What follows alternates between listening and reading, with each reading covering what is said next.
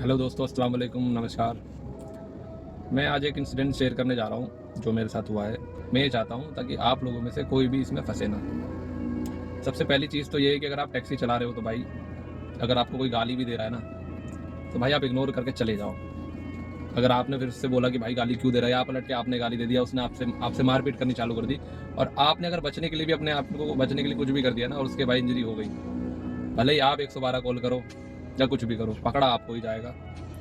उसके बाद क्या होगा कि आप टैक्सी ड्राइवर हो तो इस चीज़ का फ़ायदा उठा के पैसे भी आपसे ही लिए जाएंगे, कोई सुनवाई आपकी नहीं होगी, और बिना ही मुकदमा करे आपको जेल में भी रखा जाएगा, आपकी गाड़ी को भी बंद रखा जाएगा। दूसरी चीज़ ये कि अगर आप फंस गए, आप जेल में हो गए बंद, आप किसी को भी कॉल कर लो, किसी भी ग्रुप में, बंदा मना कर देगा। मेरे साथ जो 8 तारीख को इंसिडेंट हुआ, इसमें मैंने जो भी मेरे से हो पाया मैंने उन लोगों को कॉल करा। जब तक मेरे पास फ़ोन था मैंने बात करी, और मेरे पास पहुंचने वाला जो शख्स था वो था रिंकू कश्यप, और एक भाई और थे अर्टिका से, वो थे।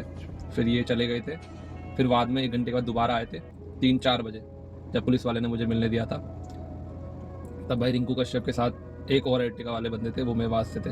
ये 3 बंदे आए मेरे पास, और मेरे पास कॉल आई, मैं कॉल नहीं पिक कर पाया क्योंकि भाई मेरे फ़ोन को पुलिस वालों ने ले लिया था। और दूसरी चीज़ ये है कि मैंने लोकेशन डाल दी थी, लिख दिया था सरिता विहार थाने में हूँ मारपीट के केस में, और लोकेशन डाल दी थी। तो उसमें होना ये चाहिए था कि बंदा सीधा सरिता विहार पहुँच जाता और मदद करता थोड़ी, क्योंकि मेरे ऊपर एफआईआर हुई नहीं थी। 112 की कॉल भी मेरी थी।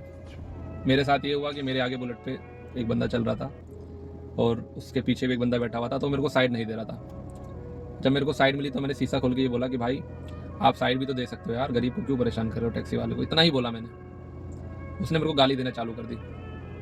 अब मैंने बदले में बोला भाई गाली गलौच मत करो, गाली मैं भी दे सकता हूँ। उसने साइड में गाड़ी लगा, बोली गाड़ी रोकी, मैंने गाड़ी रोक दी। मैं गाड़ी से नीचे नहीं उतरा। उसने आते ही मारना चालू कर दिया। ये देखिए मेरी गाड़ी पे ये डेंट पड़ा है, और ये पड़ा किससे, जो ये अपना पानी रोकने के लिए काले कलर का ये लगाते हैं ना, प्लास्टिक का, इससे उसने उखाड़ किससे मारना चालू करा। भाई मैंने अपना बचाव करा, जिसमें उसकी नाक पे चोट लग गई, उसके यहाँ पे कट लग गया ऐसे करके। भाई हाथ पैर चलाने पे लग गया उसके, उसके ब्लडिंग होने लगी वहाँ से। मेरे को नहीं पता था, मैं अपनी गाड़ी जैसी मामला शांत हुआ, जैसे वो दूर हट्टा मार के मैं वहाँ से आगे निकला तो देख रहा हूँ उबर की सवारी मेरी गाड़ी से उतर गई है। जब उबर के थ्रू फ़ोन किया तो पता चला कि उबर की सवारी उसके साथ खड़ी है। वो लोग ये बोल रहे हैं कि तू नहीं आएगा तो उसे मार देंगे।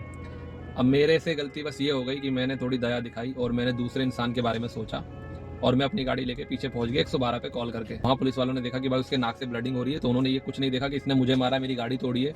उसने बस ये देखा पुलिस वालों ने कि भाई ब्लडिंग हो रही है, तो वहाँ पे ऐसे मेरे को पकड़ लिया गया और मेरी गाड़ी को भी जब्त कर लिया गया, जबकि गाड़ी से कोई लेना देना कुछ नहीं था। गाड़ी को जब्त किया, मेरे को वहाँ जाके बिठा दिया और मेरा फ़ोन छीन लिया। मेरे को किससे बात नहीं करने दी जा रही थी। रिंकू कश्यप वहाँ पे था, वो बंदा आ गया था एक कॉल पे, मेरे को किससे बात नहीं करने दी जा रही थी। और फिर जैसे तैसे करके मैंने बड़ी मिन्नतों के बाद फ़ोन मांगा, तो मैंने अपने घर पे बताया कि मेरे को ऐसे करके यहाँ बंद कर दिया है। फिर उन्होंने हमारे कोई रिलेशन में मामा लगते हैं उनको बुलाया, वो आए, उन्होंने मेरे को 4 बजे वहाँ से अपनी ज़मानत दे के मेरे को छुड़ाया। मेरी गाड़ी वहीं बंद रही। अब मेरे को 4 दिन इतना ज़्यादा परेशान किया गया। अमित भाई ने मना कर दिया मेरे को कि भाई मैं अपने वकील का नंबर नहीं दूंगा, आप दूसरा वकील कर लो।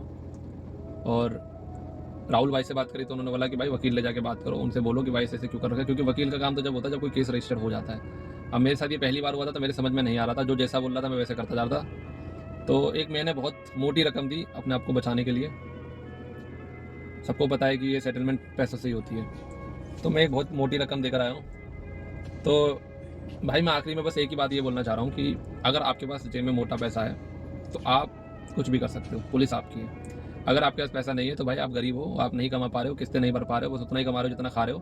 तो समाज में अगर आपको कोई गाली भी दे रहा है तो ये सोच के चले जाओ कि मैंने उसकी गाली नहीं ली है, अपना काम करो, निकल जाओ। ना तो उससे लड़ो ना भिड़ो। आप अगर वो गाली दे रहा है आप चुपचाप निकल जाओगे तो लड़ाई बढ़ेगी नहीं। जहाँ तक मैंने ये सीखा है मैं आपको ये शेयर कर रहा हूँ। अब आगे से मैं इस चीज़ का बहुत ध्यान रखूँगा कि पुलिस की सहायता लेने से पहले 100 बार सोचूंगा कि कहीं ऐसा तो नहीं कि मैं फिर दोबारा 112 पे कॉल करूँ और इसी में मैं ही फंस जाऊँ। तो इस चीज़ का मैं बहुत ज़्यादा ध्यान रखूँगा कि मैं 112 पे जितना हो सके कम कॉल करूँ। अगर मेरी जान पे आ रखी हो जब भी मैं कॉल करूँ, या तो मेरा सर फट गया हो या मुझे अधमरा कर दिया हो, मुझे जब भी कॉल करनी है। क्योंकि मेरे ऊपर हमला हुआ था, मेरी गाड़ी टूटी थी, उसके बावजूद भी मेरे ही पैसे लगे हैं और मेरे को ही 4 दिन तक ये सब झेलना पड़ा। मेरे को जेल में बंद रखा गया, मेरी गाड़ी को 4 दिन बंद रखा गया। तो ये मेरे लिए एक सीख है कि भाई अपना सोच समझ के फैसला लो। और अगर गाड़ी लेके चल रहे हो, अगर आपकी गाड़ी में कोई मार भी देता है तो बस आप वीडियो बनाओ, और ग्रुप आपकी जब मदद करेगा जब आप पिट गए हो, आपका सर फट गया हो, आपके साथ इसने मारपीट कर दी हो, बदतमीजी कर दी हो, कुछ भी कर दिया हो, ग्रुप जब ही मदद करेगा, क्योंकि उसमें यार सिंपैथी मिलती है। मैंने अधिकारी भाई को फ़ोन किया था, उन्होंने बोला कि भाई अमन भाई फ़ोन नहीं उठा रहे हैं।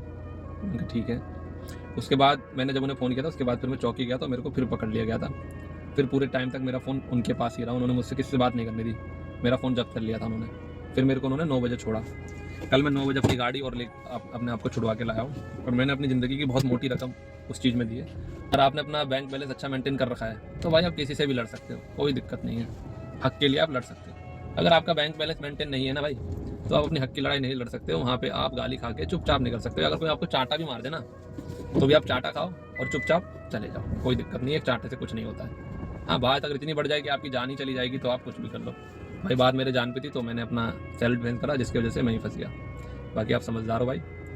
धन्यवाद भाई।